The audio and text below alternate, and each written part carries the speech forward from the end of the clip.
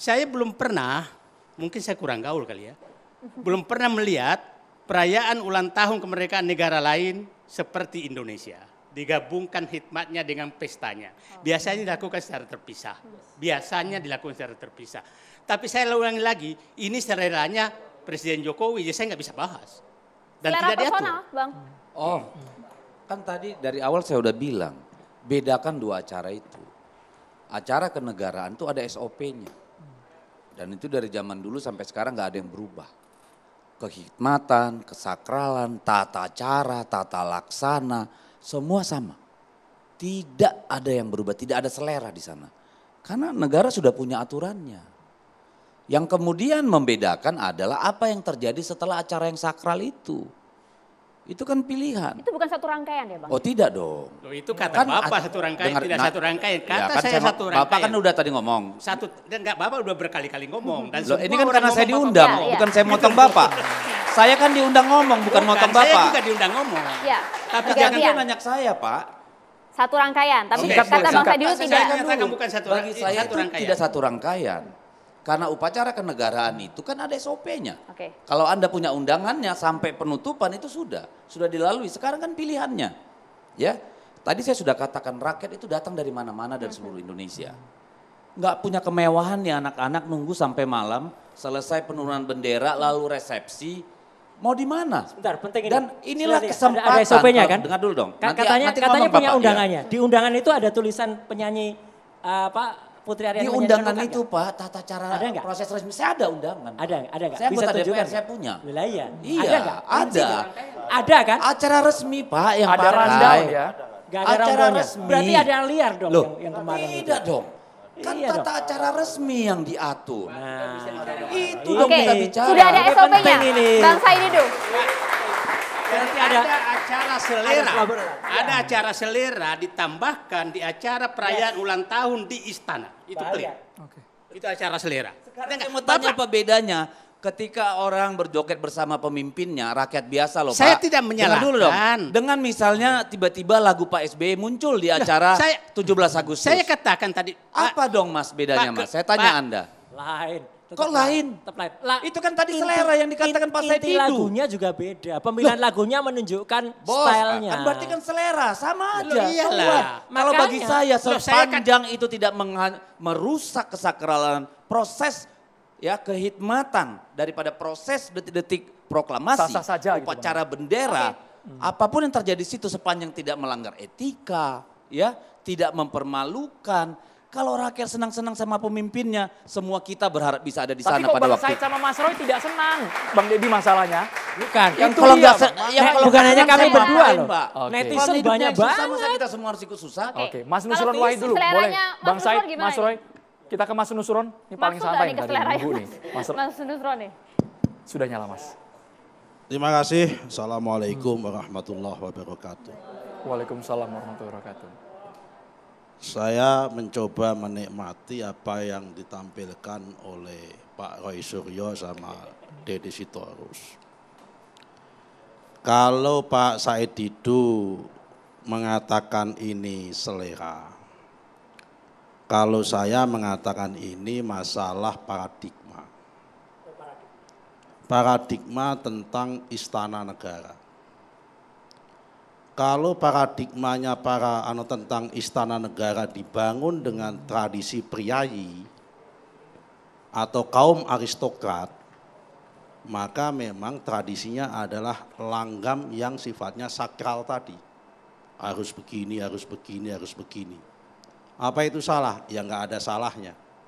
Karena memang yang bersangkutan itu mempunyai latar belakang dari latar sosial orang priayi atau aristokrat. Semua serba rapi, semua serba gagah, pakai jas ala barat, pakai dasi begitu. Kalau perlu dasinya pun seragam, ukurannya pun ditentukan kalau perlu. Tapi kalau memandang istana dari kaum rakyat jelata, tentunya lain. Tentunya dia ingin mengubah wajah istana itu tidak dengan wajah yang angker, tapi dengan wajah yang sifatnya aksesibel. Apa yang terjadi di dalam rakyat sana, di luar sana itu ingin dimunculkan di dalam wajah istana itu.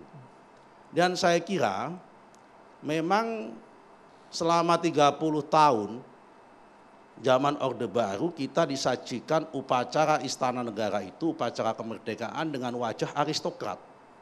Kenapa? Karena memang Pak Presiden Soeharto itu lahir dari terah priayi. Kemudian ada fase reformasi, kemudian 10 tahun zaman Pak SBY juga sama. Yaitu dengan wajah aristokrat atau wajah priayi. Nah, zaman Jokowi ini menampilkan bahwa Pak Jokowi itu adalah mewakili orang biasa yang menjadi presiden.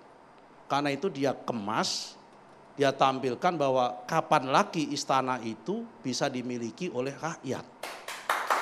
Nah, karena itu varian acaranya beda-beda. Malam 1 Agustus dia bikin dengan sholawatan dan zikir. Dia punya namanya majelis zikir Hubbul Waton. Dia tampilkan kiai-kiai, para habaib, para santri berzikir di depan istana. Bagus. Karena memang mayoritas masyarakat Indonesia adalah muslim. Cara bersyukurnya adalah dengan zikir dan bersolawat terlebih dahulu begitu. Nah, kemudian saya mencoba untuk mengkaitkan bagaimana masalah selera. Sebetulnya masalah upacara sakral ini kan seperti apakah lagu joget-jogetannya itu satuan rangkaian sebaiknya di acara itu atau tidak. Ini memang ibaratnya seperti orang akad nikah. Ada orang yang kalau akad nikah itu selesai akad nikah, khutbah nikah, ijab kabul, doa, penyerahan mas kawin, kemudian langsung pesta, langsung nyanyi di situ, gambusan, jalan. Ada yang seperti itu. Tapi juga ada yang maunya adalah pestanya akad nikahnya terlebih dahulu, selesai, kemudian besok baru pesta, baru walimatuan, walimahan dan sebagainya. Jadi sebetulnya ini adalah sekali lagi masalah paradigma dan bagaimana caranya kita memandang sudut pandang persoalan. Nah, kalau orang itu mau dipisah ya boleh-boleh saja. Seperti hari ini tadi, tapi yang jelas acara yang disampaikan nyanyi-nyanyi itu tidak bagian dari rangkaian acara yang harusnya sakral. Yang sakral menurut saya mulai pertama adalah lagu drum band, lagu kebangsaan sudah. Drum band, marching band sudah. Doa sudah. Mengheningkan cipta sudah. Detik-detik proklamasi sudah dibacakan. Ininya sudah. Kemudian gebiar-gebiar lagu-lagu daerah semua dengan paduan suara perwacaraka itu sudah. Close di sini ibaratnya ini acara tambahan untuk menghibur yang hadir situ dengan lagu yang lagi hit dan lagi in pada saat itu. Ya nggak ada yang salah juga menurut hemat saya. Tapi kalau dikatakan ini selera, ya memang ada unsur selera.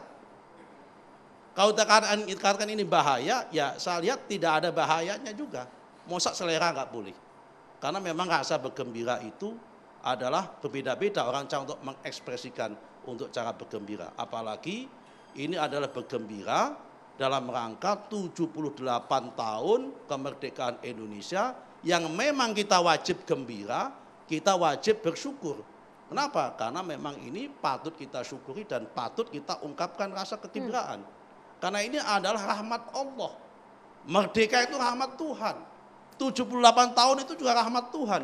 Dan perintah Tuhan, kalau kita ada datang rahmat Tuhan, datang rahmat Allah, datang kenikmatan, kita memang harus bergembira. Qul bi fadlillahi wa bi rahmatihi wa bidzalika falyafrahu. Memang itu perintahnya untuk bergembira. Nah, ekspresi kegembiraannya dan kapan kegembiraannya itu memang debatable dan orang boleh-boleh saja untuk menafsirkan dengan berbagai pandangan yang ada. Tapi saya agak keberatan jujur aja dengan pandangannya Pak Roy Suryo yang menerjemahkan joget-joget kemudian diidentikan dengan ketika ya kadang petik joget-joget lagunya Gerwani waktu genjang-genjang itu terlalu jauh. Lagu jogetnya Gerwani itu penuh dengan satir dan ngecek. Tapi kalau jogetnya ini joget-joget gembira saya lihat. Dan masih dalam konteks batas-batas kewajaran, nggak sampai pada pinggulnya bergoyang-goyang, saya lihat juga nggak sampai seperti itu. Meskipun Jadi masih dalam arti lagunya batas-batas juga berbeda ya? kewajaran. Juga itu selera juga. Ya kan masih pada batas-batas Ya, kita- kewajaran. Kalau kita putar-putar kan kita lihat masih batas-batas kewajaran. Tetapi saya menghargai. Kalau ini dikatakan selera, memang ada unsur seleranya. Kami nggak menutup ada unsur selera. Bang Said singkat saja menjawab soal selera itu. Tidak ada yang salah, Bang. Saya katakan, makanya saya bilang, ini debat sesuatu yang tidak perlu diperdebatkan. Karena memperdebatkan selera tuh nggak ada ruang kebenarannya. Dan saya nggak biasa berdebat dengan selera. Tapi selera dalam momen ini? Bukan. Makanya saya katakan, dalam mengatur kenegaraan sebaiknya ada ruang dan tempat yang dibatasi seminimum mungkin selera. Itu kan saya harapkan gitu loh. Bukan menyatakan benar tidak. Saya kasih contoh beginilah. Betapa bahayanya pemimpin kalau bergerak dengan selera tanpa aturan yang ditata negara. Contoh begini. Mohon maaf Pak, contoh umpamanya. BIN dulu pada saat COVID meneliti vaksin COVID. Kan itu selera. Itu bahaya sekali kan, dari luar ke fungsinya sama sekali. Di negara nggak boleh seperti itu. Contoh lagi, Kementerian Pertahanan bikin food estate, padahal ada Kementerian Pertanian. Ini kan selera juga. Nah itu saya bilang jangan sampai mengakomodir selera dalam memimpin negara, maka bisa kacau negara itu. Ya. Itu loh maksud saya. Bagian dari ketahanan pangan. Kalau misalnya berbicara mengenai selera, Bagian nampaknya dari ketahanan pangan kan food security. nampaknya kalau ngomong soal selera, para seniman juga harus berbicara. Tapi usai jeda, sesaat lagi tetap bersama kami di Catatan Demokrasi.